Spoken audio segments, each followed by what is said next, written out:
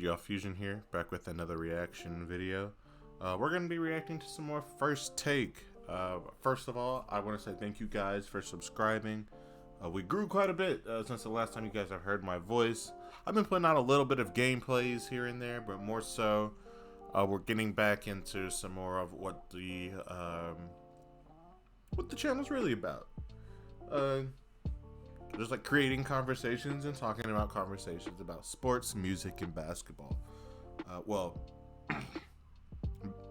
basketball is a sport, but you get what I mean. So, yeah. So today we're gonna be talking about the Warriors and Lakers game yesterday, as well as seeing if the Warriors can force a Game 7. Before we do start, I don't believe that they can force a Game 7. I don't want to believe that, I should say, as a Lakers fan. I think that the Lakers have the skill and the depth to really push past this Warriors team. And this could be a finals run for us if we play like we usually do. But this has always been how it has been for the season. We are a tale of two teams. Like, we'll play well one game and then we'll act like we've never picked up a basketball before, or we got all of our talent taken on the Space Jam shit. Like, we need to figure it out, because you can't play with this Warriors team. They can close it out, and next thing you know it, we're down 10 in the fourth quarter for Game 7. So so the Lakers better tighten up, take today off as a little mind break, and they need to get back on it, because there's no way that they should turn around on us for this for a 3-1, because that'd be horrible for LeBron's legacy, and that will cancel out the Steph Curry and LeBron coming back from the 3-1, honestly. And Anthony Davis, never mind. Let's go ahead and get started. How confident are you that the Warriors righted the ship? I'm confident enough to believe they will force a Game 7. Okay. I think that Steph Curry hasn't been sensational. He struggled a little bit, but still is balling out. Klay Thompson came alive a little bit last night. Jordan Poole didn't stink up the joint. It's really, really nice to see him remembering he wears a uniform and he receives a paycheck too. That was really nice. But Draymond Green, listen, I got to tell y'all last night, I mean, when you watch him, you watch his energy, you watch how he galvanizes the troops, you watch how he sets a tone. The dude is made for these moments right here. He's made for his back against the wall. He was as serious and as focused as I've seen him in years last night. 20 and 10, all right, in the minutes that he played. And I'm looking at this stuff, Jay, Wendy. Just check out some of these stats, some of the analytics. You know, the J.J. Redick's in the world and Jay Williams in the world. They appreciate this stuff. They do brilliant stuff. By the way, did you see JJ yesterday? For the opening, he did a very good job. Oh, he held it down all show. He did, no, because Did an A-list? What are you mad about? Well, I didn't pick. Does a good job, good coach. I really. Let me go ahead and push past what he's talking about. But Draymond Green, yeah, he ended last night with 20, 10, and 4. He shot the ball. Well, he actually only played 29 minutes. But he shot the ball. Let's see what his percentage was. Because a lot of his shots were just like you saw, a little duck in layups. Let's see. There we go. Yeah, he shot decently. He hit a couple threes. But again, mostly are just duck in style layups. Pretty much sneaking in there. He hit 1 3. He shot 2 threes. He went 7 for 11 from the field.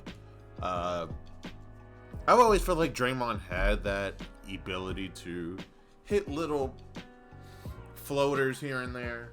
He's crafty enough, like, to make those type of shots. He already is in the right position most of the time, like, to get a lot of offensive rebounds. So I feel like if they're looking for him, he could get those easy like buckets constantly. As well as Wiggins was playing well as well. He's very athletic. He has the ability to hit shots, even uncanny shots. So I think he's just overall a great pickup for them. I think when those two are playing well, it just makes this team even harder to beat. Yeah, that's pretty much in all there, really.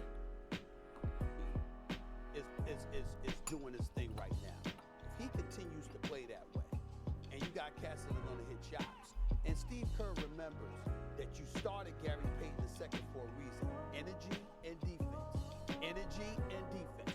You want to start the game that way, you want to close that way. If those things happen, we're going to have a Game 7 back at the Chase Center in San Francisco.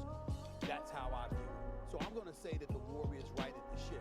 I'm going to skip ahead to the confidence meter. And just real quick, GP2 was great. Like another great pickup again for the Warriors. So they noticed that they were missing energy at the beginning of the season, and they instantly rectified that by getting someone who they have known to bring energy. So that was a great pickup, as well as defensively. And the Warriors are the ones that perfected this small ball play. It is causing, it is showing what the Lakers' weakness is. Just relying on AD and LeBron, and then having someone randomly have to score. When no one's really going off, we had 15 apiece from Austin Reeves and D'Angelo Russell, and then we had 14 from Schroeder. We needed someone else to have 20. 23 from AD and 25 from LeBron isn't going to win games. So we didn't score enough points. Hachimura and Lonnie Walker had 4 points apiece. Lonnie Walker shot 2 for 6. And Roy Hachimura shot 2 for 3. He can't be shooting 3 shots. He needs to be having at least 6 or 7 shots. That's always, I feel like that has been an issue prior to those two going to the bench, is that we've never really been able to have that consistent third option against the high scoring teams. I think that's always been our issue, especially since we're not a great 3-point shooting team. We don't have anyone who consistently makes threes. Vanderbilt can't have 0 points as well.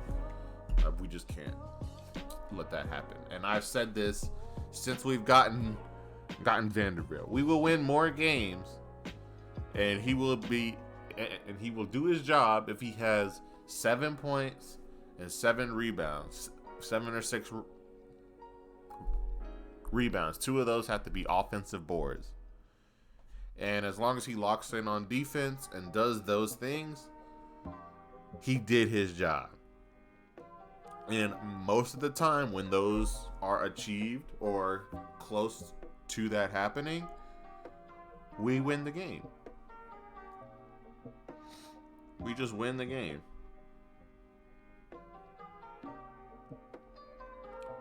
Yeah, so I don't know, Lakers, man, y'all need to come with it, because like these Warriors they're not gonna roll down, roll over. I don't know why I said roll down. As well as these are the champions. These were last year's champions. We're facing against champions. Come on. If you're a Warriors fan, you have to feel pretty good about the showing that they had last night.